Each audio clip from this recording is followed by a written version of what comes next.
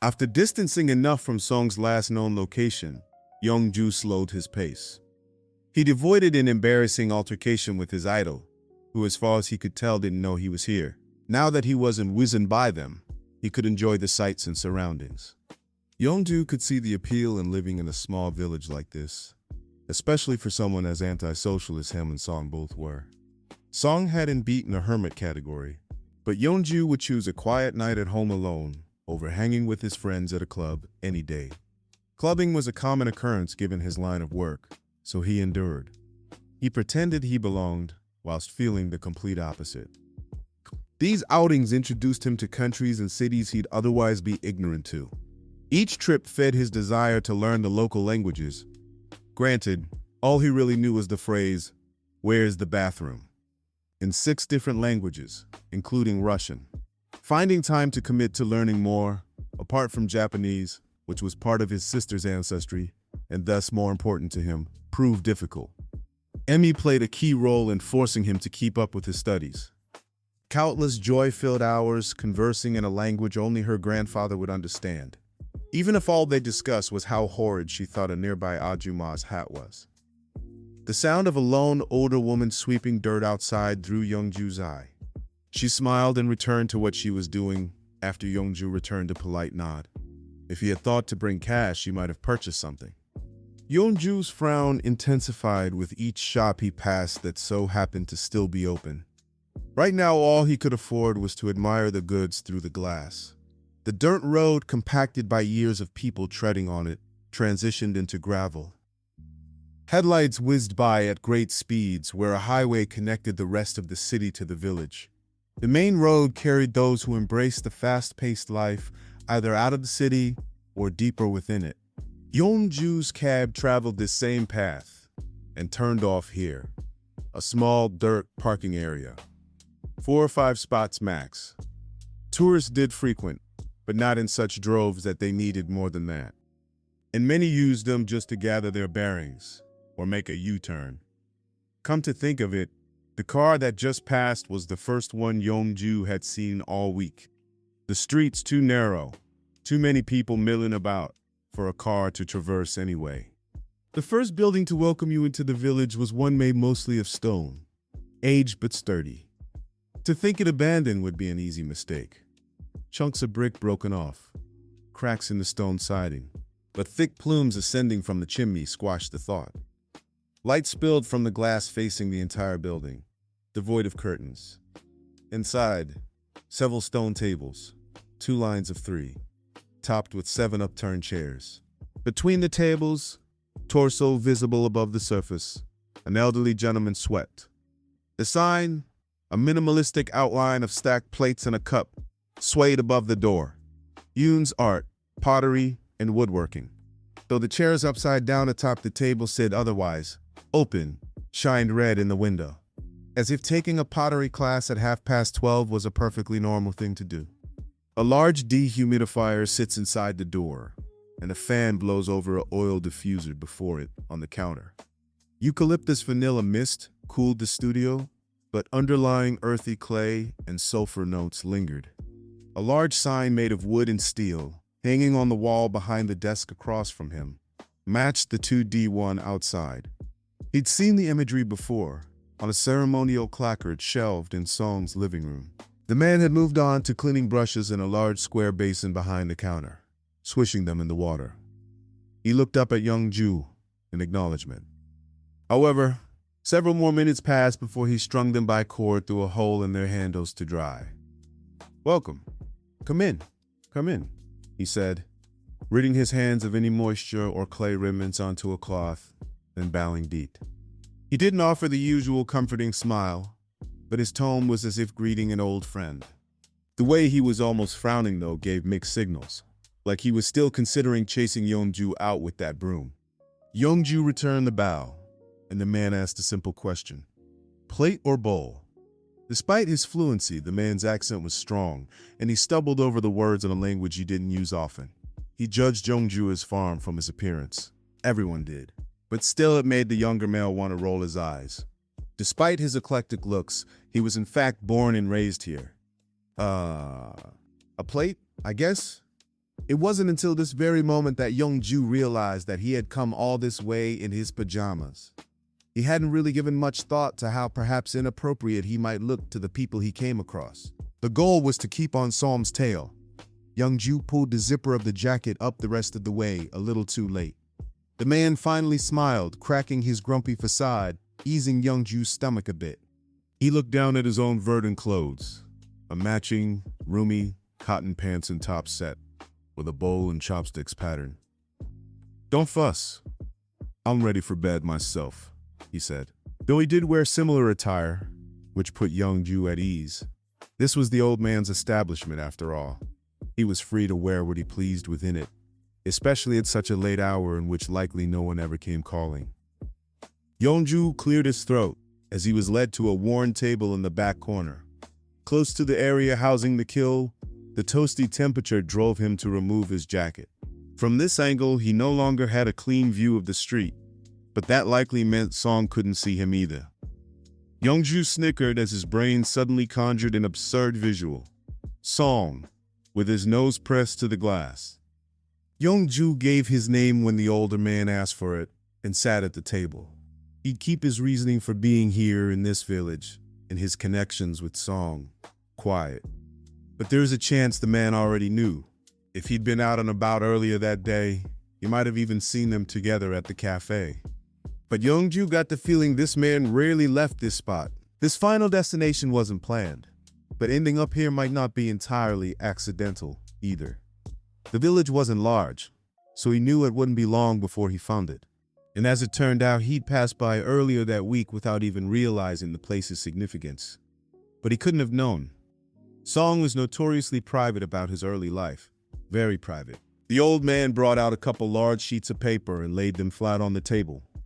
From his hand, he produced 2 pencils, like what a child might be given to doodle with on the disposable table covering at a restaurant.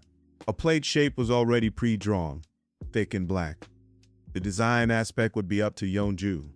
"Try to keep it simple," the man said, sitting down across from Yongju. He snatched one of the sheets for himself and began a rough design of his own. It was obvious he'd done this countless times before. Elated concentration showed it hadn't lost its appeal. Every new creation as enjoyable as the first. Yongju wished he could grow to have such zeal for his craft over time too. He loved modeling, and he was damn good at it, but was it his passion? The word seemed too strong for him, unfitting. When he finished his design, he dropped this pencil, dissatisfied. Art was never his thing, at least not made by his own hands. Perhaps this was why he was so drawn to Song's pieces, because he had no talent of his own. Instead, he preferred to use his body to help enhance the works of others. Every painting Song released appeared so spectacularly effortless. Certainly, when Yongju had been lucky enough to witness the man at work, it seemed so. In TV editorials, the few videos posted online, likely prompted by his manager, the motion of his brush itself, mesmerizing.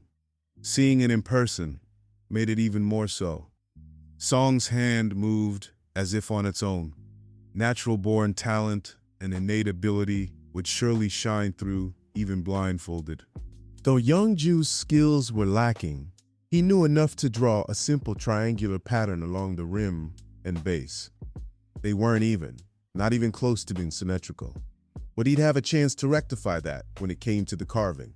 When he actually had the clay plate in front of him and a tool in his hand, he hoped for better. The old man had long since finished his design. His eyes focused on Yongju's paper, which made the younger male want to hide it from view. He pushed the sheets aside, making room, then walked off, disappearing again into the back room. When Yongju saw him next, he wore a large smock and held a hefty square of clay wrapped in plastic. First, he stretched a thin piece of silicone, the mat, rolled at the edge that had been there since Yongju sat down. And then, when the tabletop was protected, he dropped the chunk of clay onto it, which he'd been holding in a shaky arm.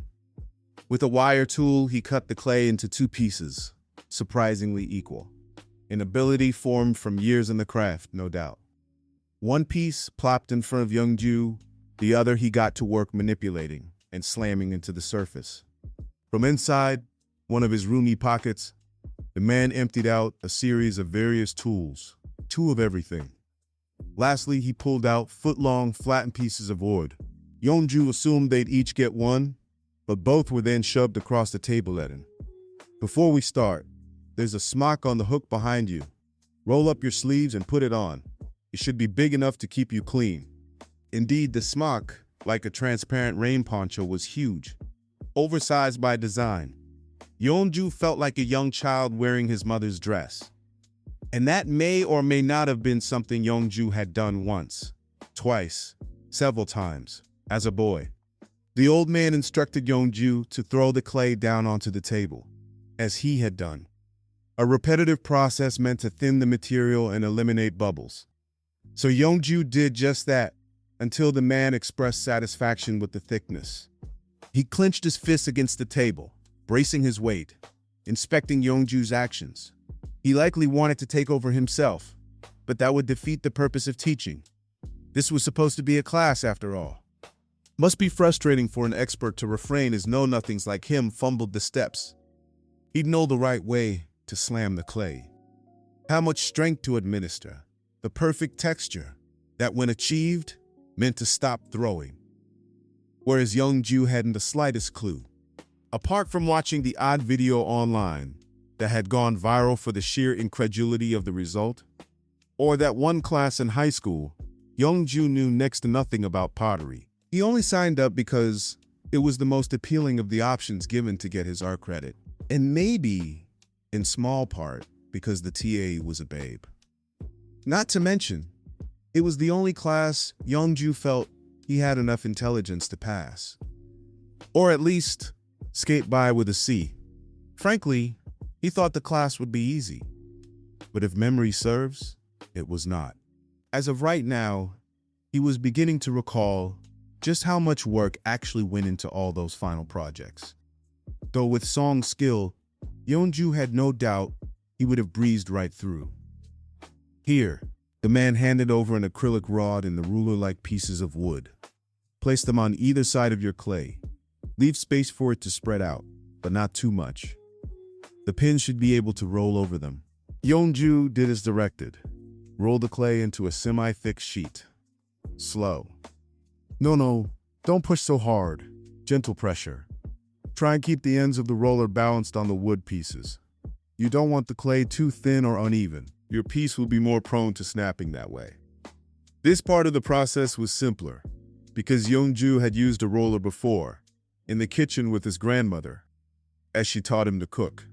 Even without previous knowledge, it wasn't a complicated concept. Chopping veggies always terrified him, but using the rolling pin was quite fun. He became the designated roller whenever grandmother would make mandu. Yongju made good use of the wood guides, while the man made short work yet again of his own task. Yongju followed close behind, but without the bumpers he was sure he'd have been slower. There were still some lumps, but everything was smoother than he'd ever be able to get on his own, for sure. Next, the man handed him a rectangular card. It reminded him of the drawer full of hotel room swipe keys that he had at home. He hadn't stolen them, just forgot to leave them on the desk, or accidentally packed them away with his things. This card hadn't a strip for swiping, or a pretentious name on it. It was blank, shiny, smooth. Use this to remove fingerprints. The man proceeded to show Yongju how to smooth the plastic over the flattened clay. Wonderful, Yongju, he said. Yongju had never heard his name spoken this much in days, and it threw him for a loop every time. Song rarely addressed him, instead waiting for their eyes to meet. Considering Yongju couldn't keep his eyes off Song for more than a minute, this happened a lot. Yongju hoped he didn't flush every time, though it seemed unlikely he hadn't, because Song's gaze seemed to find him just as frequently. He could pretend to study the curves of Yongju's face, needing to capture every detail for his painting. But Yongju had no such excuse. After smoothing out the prints, Yongju etched in his design. The process was more frustrating than fun. When done, the man showed him how to trace around his work, using a paper plate as a stencil, to cut away the excess clay. Honestly, Yongju's plate leaned more towards monstrosity than masterpiece. But it could have been a whole lot worse. It would have been, had he been left to his own devices. As Yongju watched, the old man snatched up the scraps, rolled them into a ball, and stored it in the plastic with the unused clay. From here, it's up to you. The man's smock ties had come loose again, and so he opted to just remove it and toss it onto the chair beside him. Yongju knew it would be unwise to follow suit. Although he hadn't managed to soil his clothing yet, if he got too cocky, he knew that would be the exact moment he'd make a mess of himself. They were just night clothes, but he didn't want to trudge back to the cabin and face Song covered in gray smears. Was Song still in the village? Had he started home yet? He wouldn't have gone to Yongju's room to check on him this late, right? A yawn escaped as he stretched his arms over his head. Yongju's body had finally come to realize he wasn't in bed yet. Exhaustion would hit hard tomorrow if he didn't return soon. He knew exactly how he wanted to spend his free time this weekend and intended to take full advantage of it. Have you done this before? The man dipped a finger in a cup of water and smoothed the rim of his own plate. It looked like something you'd find in a fancy china shop and made Yongju feel inadequate. Well, yes, but it's been a while. The man laughed. I can tell. Water droplets slid down the man's wrists as he moved Yongju's work. He lay it gently over a newsprint-lined paper plate, meant to form the clay to the right shape. In hindsight, Yongju might have overdone it with the spray bottle in his efforts to keep things moist while carving. The man had asked him to initial his work somewhere inconspicuous. He did so, but remembered feeling the act silly, as if anyone could possibly make something this bad that they might mistake his for theirs. Where would he put this when the clay had cured? Yongju couldn't help but think there was no better place than the bottom of the rubbish bin. Maybe that was an overreaction. Again, it wasn't that bad, but it wasn't good by a long shot. The clay had many dents from where the tool slipped from his grip. The edges were a little warped from his attempts to smooth it like the man did. There was also a small crack on one side, and he wondered if it might end up being a problem later. It will likely grow as the clay dries, or during the firing. Of course, the man noticed it. But fixing it is up to you. If you don't intend to eat off of it, you can keep it as an intentional bit of rusticity.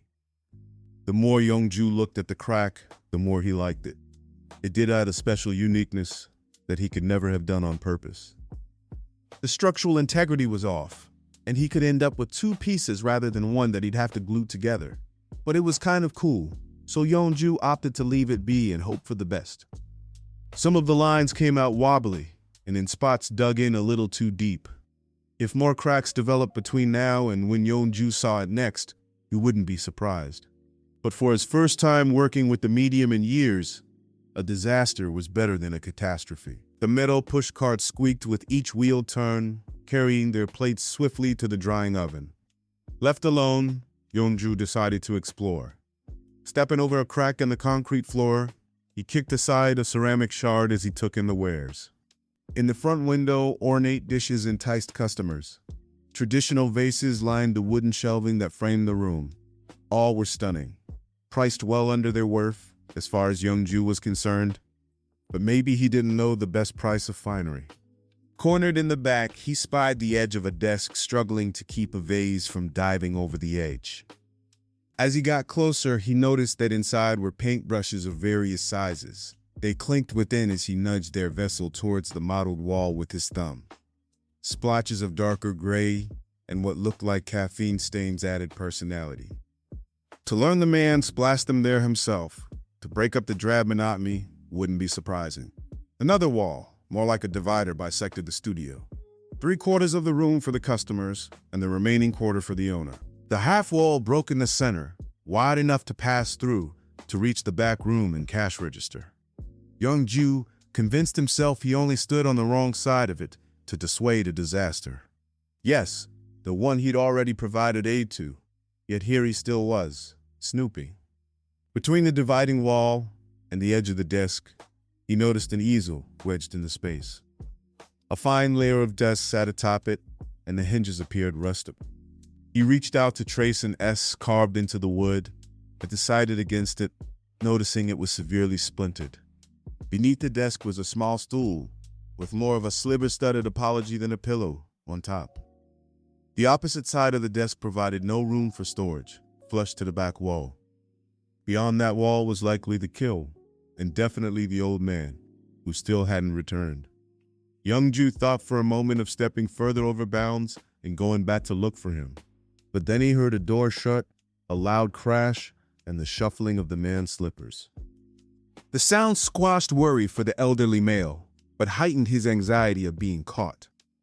"I'll be out in a moment," came a voice crackled with concern. "There's been an incident, but I'm okay," he might as well have said. Yongju let out an exhale he didn't realize he'd been holding, and his body turned towards safety. Before he could take a step, something jumped out at him. A dark black frame, almost eclipsed by a stack of papers. He closed in again, noting the colors on the pages came from doodles, rough but magical. And behind them, the frame did indeed house a photo. Several moments had passed, and the man still hadn't returned. What time was it now? Yongju scanned the room for the answer, but couldn't find it. Curiosity still rang in Yongju's ears as he moved the paint-splattered coffee cup. The heel of his hand nicked the spoon inside the cup, and his heart lurched, near flooding the desk with murky water. As he closed in, it became apparent that it was a person.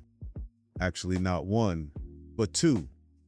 The old man, younger by at least a decade. Smiley. So sweet, kind. His arm around the waist of someone who towered over him by several feet. Serious, brown eyes, long dark hair and a ponytail hanging past his shoulders. The face, recognizable to Yongju in an instant. This photo taken around the time when Yongju's infatuation would have been in full swing. Song. The photo wasn't hidden, but it wasn't in a prominent place either. Not immediately noticeable from where he was standing, but when Yongju ducked down closer, the lower perspective made it much more accessible.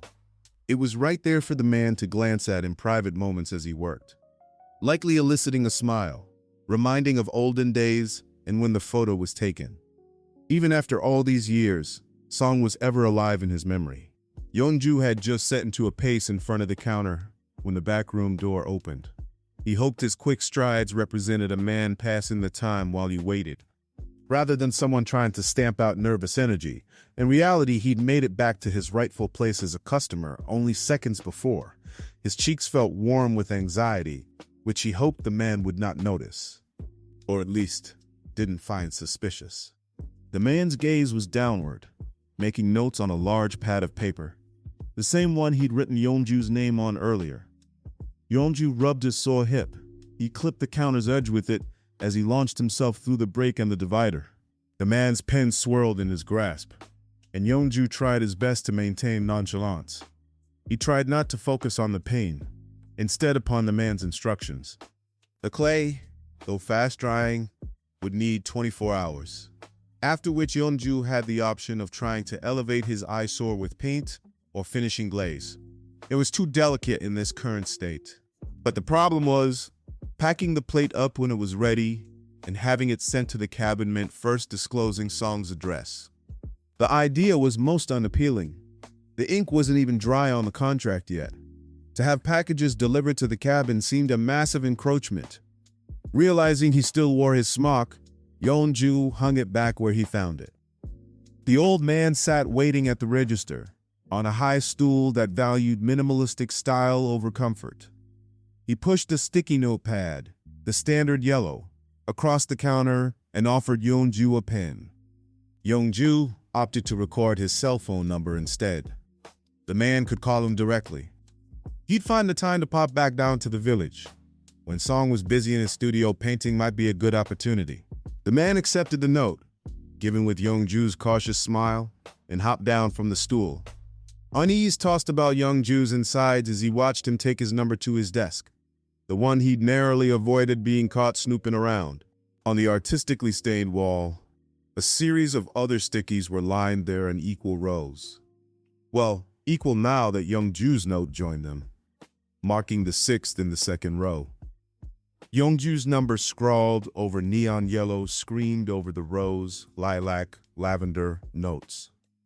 They were there first, but like his own unique brilliance, Yongju stood out most. How much? Fingers searched his pocket for the wallet he remembered in this moment wasn't there. A late-night pottery session hadn't been the goal. He didn't have cash on him. The man pointed to a sign on the desk. It announced the current promotion, allowing new customers to make a small dish for free. Yongju folded his body at the waist, a grateful bow, hiked his coat back up onto his shoulders and zipped it shut. Walking away without a monetary exchange of some kind made his throat itch. Once his feet hit the dirt road again, Seowoong thankfully nowhere in sight, he decided he would buy something when he returned to pick up his triumph. By the time he made it back to the trolleys, he'd made up his mind to gift said triumph to his new boss.